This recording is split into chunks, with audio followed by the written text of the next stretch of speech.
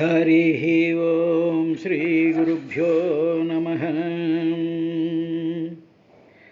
सर्वज्ञुंडु ఈశుండు సర్వాత్ముడు అవ్యయుండు అమలుండు సత్యుడు అనంతుడు ఆఢ్యుడు ఆత్మరూపంబున అశ్రాంతమును తన మాయా ప్రవర్తన మహిమ వలన గుణముల కల్పించి గుణ సంగమంబున లింగ శరీరంబు లీలదాల్చి కంపిత జలములో కదలెడి క్రియతోచు పాదపంబుల భంగి భ్రామ్యమాణ చక్షువుల ధరిత్రి చలితి ఐకానంగబడిన భంగి వికల భవరహితుడాత్మమయుడు కంపితాంతరంగంబున కదలినట్లు తోచు కదలుడతడు. పంచభౌతికమైన భవనంబు దేహంబు పురుషుండు దానిలో పూర్వకర్మ వశమున ఒకవేళ వర్తించు దీపించు దరి అయిన ఒకవేళ తలగిపోవు చెడునేని దేహంబు చెడుగాని పురుషుండు చెడడు అతనికి ఇంత చేటు లేదు. పురుషునికి దేహపుంజమునకును వేరుగాని ఏకత్వంబు కానరాదు.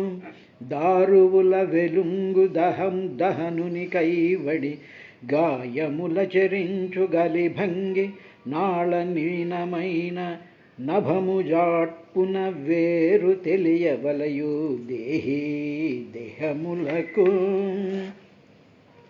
ఎందాక ఆత్మదేహమునొందెడు అందాక కర్మయోగములు అటపై చందవు మాయాయోగ స్పందితులై రెత్తజాలిబడనెమిటికిన్.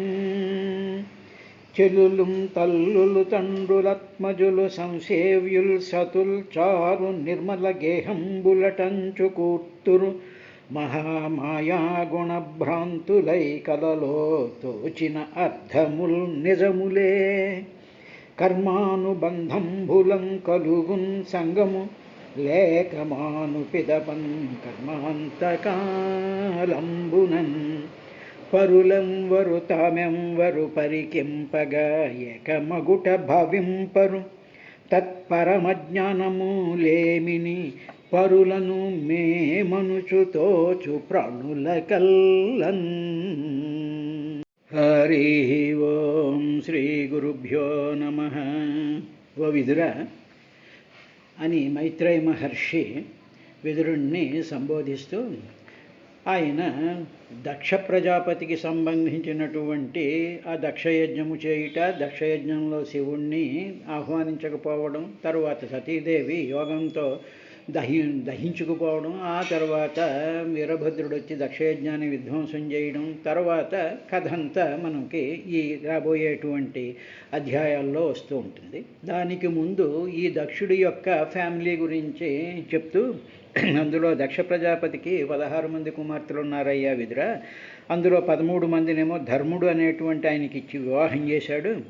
అందులో 14వ అమ్మాయిని స్వాహ అనేటువంటి అమ్మాయినేమో అగ్నికి ఇచ్చాడు.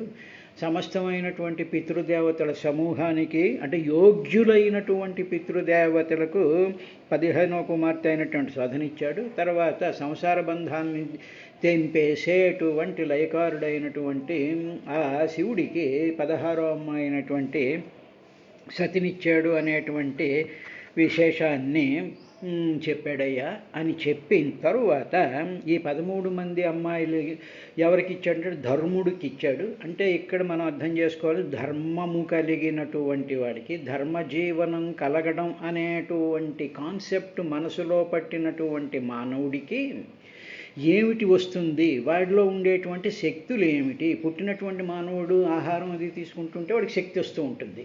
సరే, వాడు బాగా చదువుకుంటున్నాడు అనుకోండి, చదువు అనేటువంటి ఇది అభ్యాసం చేస్తూ ఉండడం వల్ల చదువులో ఉండేటువంటి ఆ జ్ఞానం అనేటువంటి శక్తి పెరుగుతూ ఉంటుంది.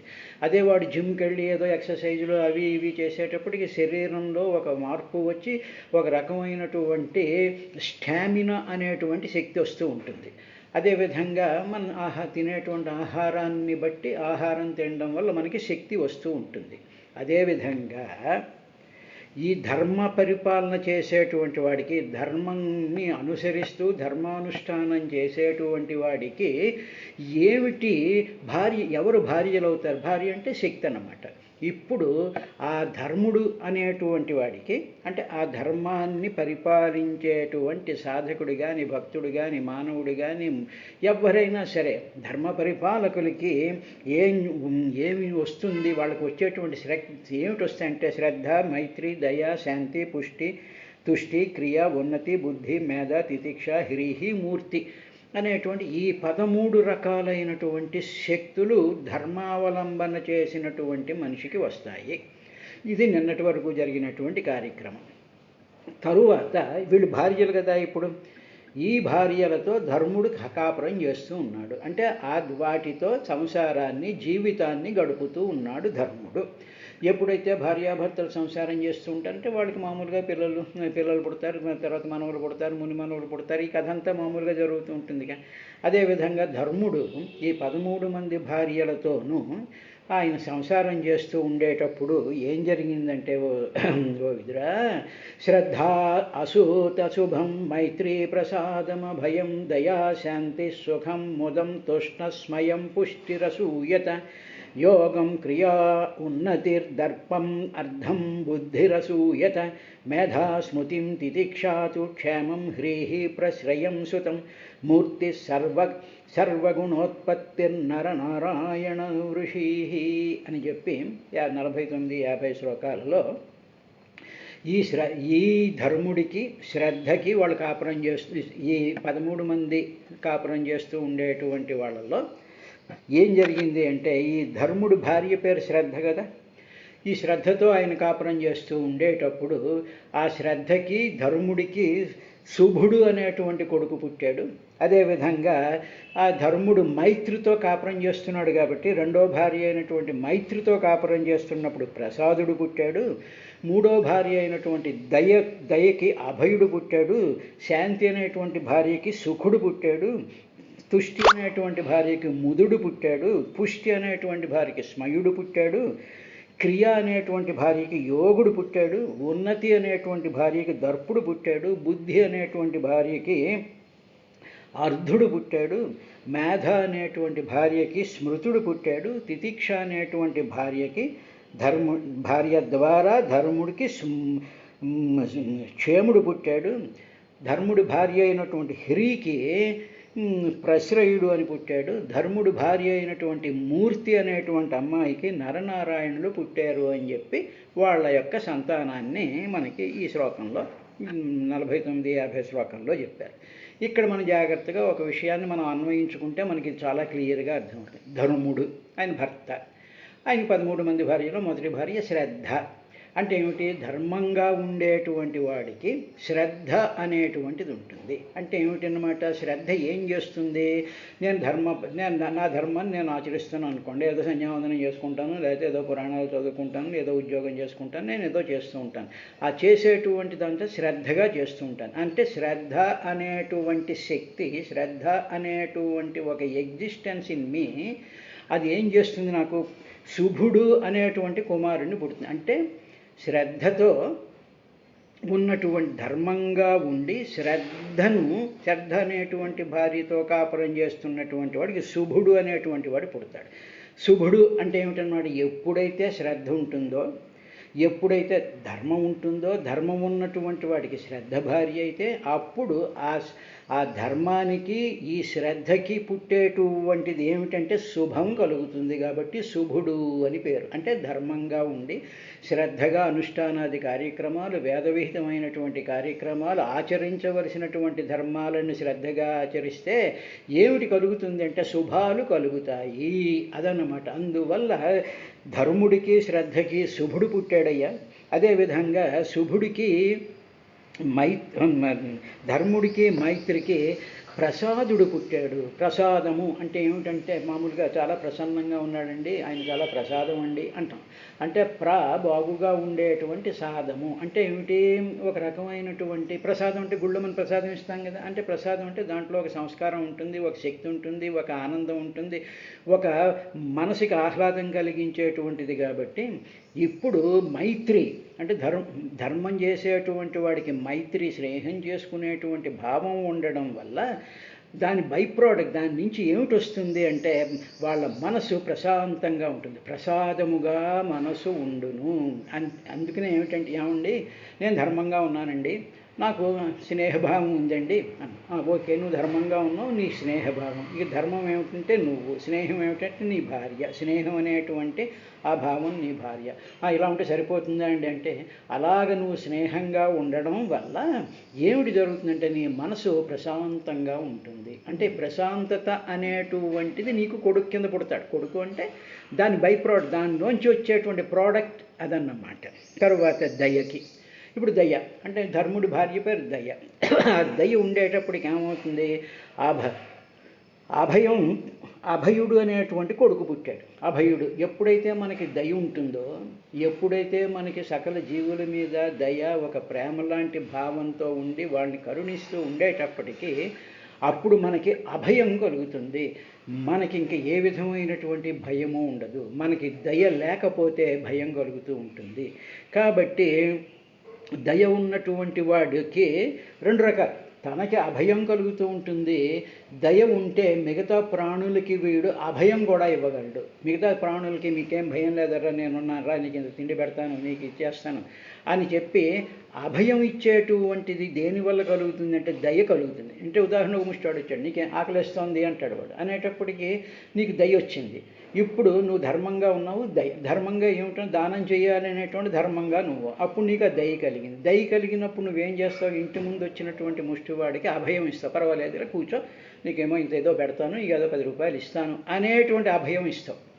అదే నువ్వు అలా అభయం ఇచ్చినందువల్ల నీకు కూడా అభయం జరుగుతూ ఉంటుంది. నీకు కూడా ఏ విధమైనటువంటి భయము ఉండదు. అదేవిధంగా శాంతి సుఖం, ధర్ముడికి శాంతి అనేటువంటి భార్య ఉంది. అంటే ఏమిటి? ధర్మాన్ని ఆచరించేటువంటి వాడు ఎప్పుడూ శాంతంగా ఉంటాడు. వాడికి ఏ విధమైనటువంటి ఒడుగుదుడుకులు, కంగారులు, ఉద్విగ్నమైనటువంటి మనస్సు ఉండదు. అటువంటి పరిస్థితిలో ఆ శాంతి అనేటువంటి భార్యకి సుఖుడు అనేటువంటి కొడుకు పుట్టాడు. అంటే ఏమిటన్నమాట? నేను ధర్మాన్ని ఆచరిస్తున్నానండి, కాబట్టి నేను శాంతంగా ఉన్నానండి అంటే బాగానే ఉంది. ఏమండి మీరు శాంతంగా ఉన్నారు, బాగానే ఉంది, మీకు వచ్చేటువంటిది ఏమిటి? ఆ శాంతంగా ఉండడం వల్ల మీకు ఏమి పొందుతున్నారు అంటే, పొందడం అంటే కొడుకు పుట్టడం అన్నమాట. ఏమిటి పుడుతోంది మీలో అంటే సుఖం పుడుతోంది. కాబట్టి ధర్మంగా ఉండేటువంటి వాడికి శాంతి అనేటువంటి భార్య వల్ల, ఆ శాంతత్వము అనేటువంటి లక్షణం వల్ల సుఖం కలుగుతూ ఉంటుందయ్యా అని చెప్పాను. ముదం తుష్టి స్మయం పుష్టిరసూయత. అసూయత అంటే పుట్టారట. ఎవరు? తుష్టి అనేటువంటి భార్య ఉందిగా. ఆ తుష్టి అంటే ఏమిటి? ఒక విధమైనటువంటి సంతృప్తి, ఒక విధమైనటువంటి ఇది సంతృప్తి అన్నమాట. ఏదైనా ఆహారం తిన్నాం అనుకోండి, అమ్మాయి తుష్టిగా ఉందండి అంటే సంతృప్తిగా ఉంది. తుష్టి అనేటువంటి భార్య సంతృప్తి. ఏమంటే ధర్మాన్ని ఆచరిస్తున్నాను, నేను తుష్టిగా ఉన్నాను, నేను సంతృప్తిగానే ఉన్నాను. మరి సంతృప్తిగా ఉన్నావు, బాగానే ఉంది. దాని నుంచి నీకేమొస్తుంది? ముదము, సంతోషం కలుగుతోంది. అంటే ఏమిటన్నమాట? నువ్వు తుష్టిగా ఉన్నంత మాత్రంలో, నీ కడుపు నిండా భోజనం చేసినంత మాత్రంలో నీకు సంతోషం లేదనుకో, సంతోషం అనేటువంటిది తుష్టిస్తుంది. అంటే ఆ రకమైనటువంటి ఆ సంతృప్తి నీకు సంతోషాన్ని ఇస్తుంది. కాబట్టి నేను సంతృప్తిగా ఉన్నాను అన్నంత మాత్రంలో పనికిరాదు. సంతృప్తి కూడా, సంతోషం కూడా ఉండాలి. ఏమంటే నాకు బోల్డంత డబ్బు ఉందండి, చాలా తుష్టిగా ఉంది, సంతృప్తిగా ఉంది, నాకు సంతృప్తిగా ఉంది అనేటప్పుడు నీకు సంతోషం ఉందా? నీకు సంతోషం లేదు. ఎందుకంటే మళ్ళీ ఇది ఎవరికి ఇచ్చేయాలో, ఏ ఇన్కమ్ ట్యాక్స్ ఎవడు పట్టుకుపోతాడో అనేటువంటి దుఃఖం నీకు ఎప్పుడు ఉంటుంది. నీకు సంతోషం లేదు. కాబట్టి నిజంగా సంతృప్తి ఉన్నటువంటి వాడికి ముదుడు అంటే సంతోషం పుడుతుంది, తుష్టి ఉన్నటువంటి వాడికి. తర్వాత ఏం జరిగింది? పుష్టి. ఈ పుష్టి అనేటువంటి ఆ భార్య ధర్మం ధర్మాన్ని ఆచరించేటువంటి వాడికి పుష్టి అనేటువంటి భార్య వల్ల స్మయుడు పుట్టాడు. అంటే ఇక్కడ స్మయము అంటే ఏమిటంటే ఎప్పుడైతే మన మనసు నిండుగా ఉంటుందో, సంతృప్తిగా ఉంటుందో, శాంతిగా ఉంటుందో, ఏ విధమైనటువంటి భయం లేకుండా ఉంటుందో, దయగా ఉంటుందో, అప్పుడు అప్పుడు ఆ శరీరము, ఆ మనసు కూడా ధర్మ కార్యాలయందు, అంటే ధర్మ సంబంధమైనటువంటి కార్యాలయందు ఉత్సాహం జనించడాన్ని స్మయము అంటారు. ధర్మకార్యం చెయ్యాలి అనేటువంటి ఫీలింగు కలుగుతూ ఉంటుంది. ఎప్పుడు నువ్వు శాంతంగా, దయగా, మైత్రిగా, సుఖంగా, తుష్టంగా ఉన్నప్పుడు ఈ విధమైనటువంటి స్మయత్వం కలుగుతుంది. అంటే ఏమిటి? ధర్మకార్యాలు చెయ్యాలి అనేటువంటి ఫీలింగ్ వస్తుంది. ఎప్పుడు? పుష్టి కలిగినప్పుడు. పుష్టి అంటే శరీరం బలంగా ఉన్నప్పుడు. ఏ విధమైనటువంటి ఓ పని చేసాడు, నీరసం వచ్చి కాళ్ళు పడిపోయి రెస్ట్ తీసుకుని లేవలేక కళ్ళు వాచిపోయి ముక్కుతూ మూలుగుతూ ఇలా ఉండదు.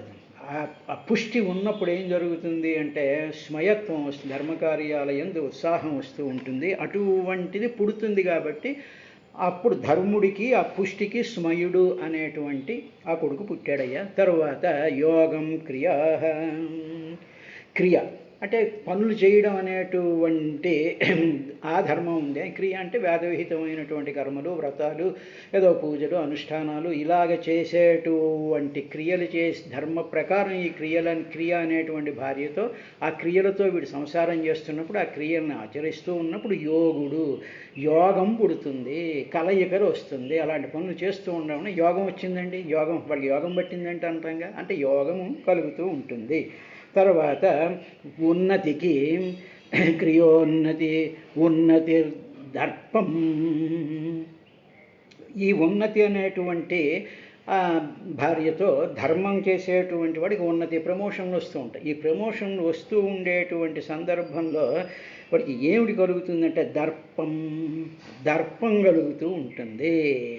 అంటే ఏమిటి? దర్పం ఒక రకమైన, నాకు ప్రమోషన్ వచ్చింది, నేను గొప్పవాడిని అయిపోయి, నేను ఇన్ని పూజలు చేశాను, నేను ఇన్ని చేశాను, నేను అన్ని చేశాను, నేను ఇన్ని హోమాలు చేశాను, నేను యాగాలు చేశాను అని ఒక రకమైనటువంటి ఒళ్ళు విరుపుకునేటువంటి దర్పం ఒకటి కలగడానికి అవకాశం ఉంటుంది. అదొక అర్థం. ఇక దర్పము అంటే ఏమిటంటే అణిచివేసేటువంటి లక్షణం కూడా కలుగుతూ ఉంటుంది. అంటే ఏ విధమైనటువంటి అతిశయం, ఆర్భాటాన్ని కూడా అణిచివేయగలిగినటువంటి స్థితి కలుగుతూ ఉంటుంది.